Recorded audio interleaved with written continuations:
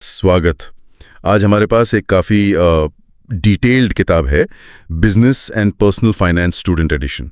इसमें पर्सनल और business finance दोनों के बारे में काफ़ी कुछ है। तो हमारा इरादा है कि इसमें से वो ख़ास बातें निकालें जो एक अच्छी फाइनेंशियल समझ बनाने के लिए ज़रूरी हैं। मतलब प्लानिंग, करियर, क्रेडिट, इन्वेस्टमेंट, यहाँ तक कि बिजनेस शुरू करने की बातें भी। तो शुरू करें? हाँ बिल्कुल। और दिलचस्प बात यह है कि ये सारे टॉपिक्स एक दूसरे से जुड़े हुए हैं। जैसे पर्सनल फाइनेंशियल प्लानिंग जो है वो सिर्फ पैसा बचाने तक ही सीमित नहीं है।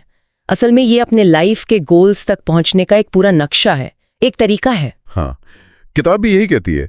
मतलब अपने खर्च, बचत और निवेश को ऐसे साधना कि जिंदगी ठीक से चले, एक सिक्योरिटी रहे और जो सपने हैं वो पूरे हों, जैसे कॉलेज जाना हो या शायद गाड़ी लेनी हो। ये लक्ष्य छोटे भी हो सकते हैं, शायद साल भर के, या फिर लंबे जैसे रिटायरमेंट प्लानिंग। पर हर फैसले के साथ एक कीमत जुड़ी होती है ना, जिसे ये अपॉर्चुनिटी कॉस्ट कहते हैं। सही कहा। ये समझना बहुत जरूरी है। जब आप एक चीज चुनते हैं तो किसी दूसरी चीज को छोड़ रहे होते हैं। जैसे मान लीजिए कॉलेज जाने का फैसला किया तो उस वक्त जो आप कमा सकते थे वो आपने छोड़ा। यही है अपॉर्चुनिटी कॉस्ट। भविष्य में अच्छी नौकरी की उम्मीद है पर वो कीमत तो है। किताब कहती है कि इसे सोच समझकर ही फैसला लेना चाहिए। अच्छा, और ये टाइम वैल्यू ऑफ मनी, मतलब आज का पैसा कल के पैसे से ज्यादा वैल्यू वाला क्यों माना जाता है? क्योंकि आज जो पैसे आपके पास है उसे अगर सही जगह लगाया जाए तो वो बढ़ सकता है, इन्वेस्ट हो सकता है। यही कंपाउंडिंग का कमाल है।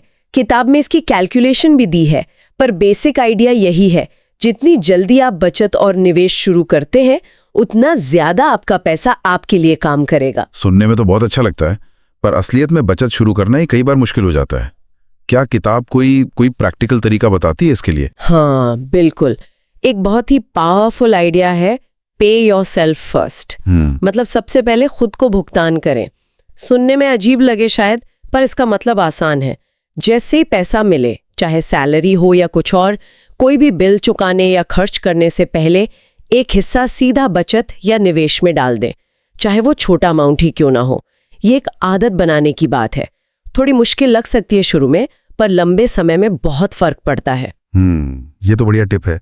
अच्छा, और क्रेडिट मतलब कार्ड्स, लोन्स आजकल तो आसानी से मिल जाते हैं। किताब क्या कहती है इस बारे में? कोई चेतावनी? देखिए, किताब ये मानती है कि क्रेडिट जरूरत के वक्त बहुत काम आ सकता है, इमरजेंसी में या बड़ी खरीदारी में। लेकिन हाँ, एक बड़ा रिस्क भी है, वो है जरूरत से ज्यादा खर्च कर देने का लालच, और फिर आप आसानी से कर्ज के जाल में फंस सकते हैं। इसीलिए किताब कहती है कि अपना debt payments to income ratio समझो। मतलब आपकी कमाई का कितना हिस्सा कर्ज चुकाने में जा रहा है। अगर ये बहुत ज्यादा है तो वो खतरे की घंटी है। इसमें सबसे जरूरी बात क्या है समझने के लिए? सबसे बेसिक प्रिंसिपल है रिस्क और रिटर्न का रिश्ता।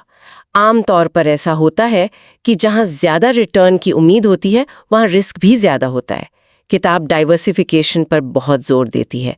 मतलब अपने पैसे को अलग अलग जगह इन्वेस्ट करना।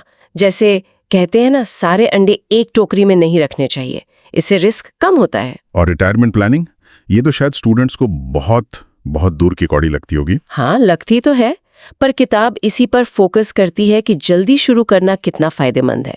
जैसे अमेरिका में 401k या IRA खाते होते हैं, भारत में भी PPF, NPS जैसे ऑप्शंस हैं। इनमें टैक्स बेनिफिट भी मिलते हैं अक्सर। और सबसे बड़ी बात, जब आप जल्दी शुरू करते हैं तो आपके पैसे को बढ़ने के लिए सालों, दशकों का समय मिल जाता है। वो कंपाउंडिंग वाला जादू तभी ठीक से काम करता है। अच्छा, ये भी दिलचस्प है कि किताब सिर्फ पर्सनल नहीं, बिजनेस फाइनेंस पर भी बात करती है। बिल्कुल है। क्या इन दोनों में कोई गहरा कनेक्शन है? बिल्कुल है। किताब बताती है कि बिजनेस प्लान कैसे बनाएं, अकाउंटिंग की बेसिक बातें क्या हैं, बिजनेस के लिए पैसा कहाँ से आ सकता है, मतलब फंडिंग सोर्सेज क्या हैं। और मजेदार बात यह है कि पर्सनल फाइनेंस के कई उसूल, जैसे बजट बनाना, कैश फ्लो देखना, वो बिजनेस में भी उतने ही जरूरी हैं। तो अगर कोई अपना छोटा बिजनेस भी सोच रहा है तो ये समझ बहुत काम की है। तो इस पूरी चर्चा से, इस किताब से मुख्य बातें क्या निकल कर आती हैं?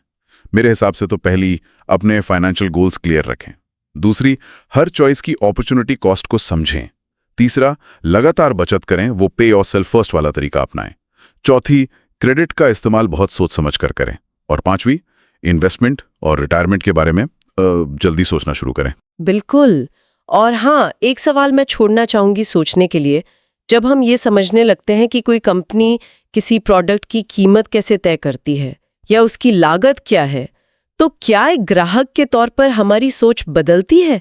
क्या हम चीजों को, उनकी वैल्यू को अलग तरह से देखने लगते हैं? ये सोचने वाली बात है।